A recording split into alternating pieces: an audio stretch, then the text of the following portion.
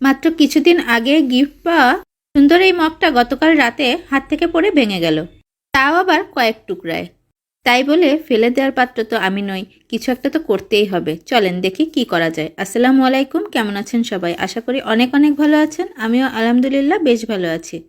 মগটার কালারটা আমার ভীষণ প্রিয় ছিল। ভেবেছিলাম যেহেতু এইটা কালো রঙের প্রিন্ট করা, সাথে ম্যাচিং করেই এমসিল আঠা অর্থাৎ ক্লের মতোই ব্যবহার করা যায় এরকম হার্ডওয়্যারের দোকানে যে আঠাটা পানির পাইপের ঠিক করার কাজে ব্যবহৃত হয়, 40 টাকা দিয়ে সেখান থেকে এক প্যাকেট কিনে নিয়ে এসেছি।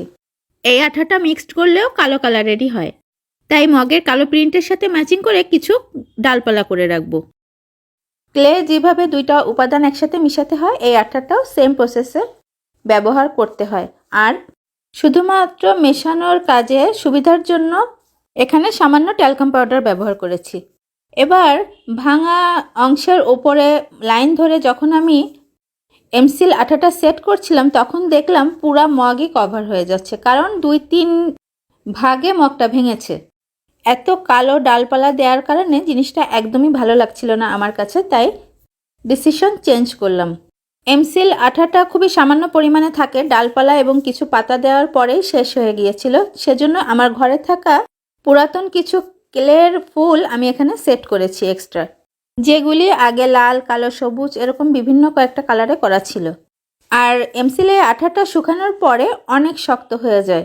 বুঝতেই পারছেন, পানির পাইপের ছিদ্র বা ফাটা ঠিক করতে এই আঠাটা ব্যবহার করা হয়। তাই আমি যাতে পরবর্তীতে হ্যান্ডেলটাও ধরে ব্যবহার করতে পারি, সেজন্য পুরো হ্যান্ডেলেও এমসিল আঠা সেট করে দিয়েছি।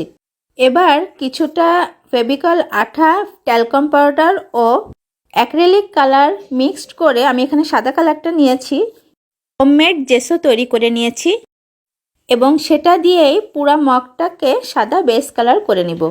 জেসো ব্যবহার করলে পরবর্তীতে যে কোনো জিনিসের উপরে কালার সুন্দরভাবে বসে, গ্লেজি হয় এবং পরিমাণে কম খরচ হয়।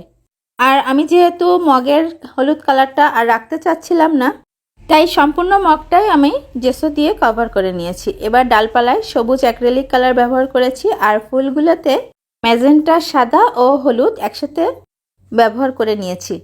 সম্পূর্ণ কালারটা শুকানোর জন্য আমি সারা রাত মগটাকে রেখে দিয়েছি।